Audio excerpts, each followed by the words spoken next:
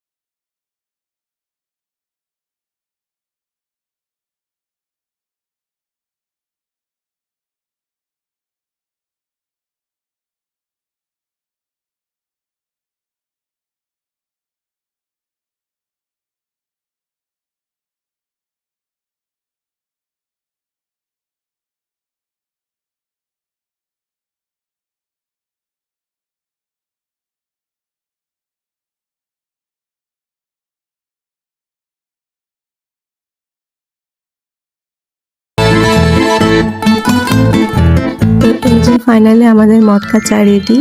এটার টেস্ট আমার কাছে খুবই ভালো লেগেছে, আর এটা মাত্র ছিল 30 টাকা।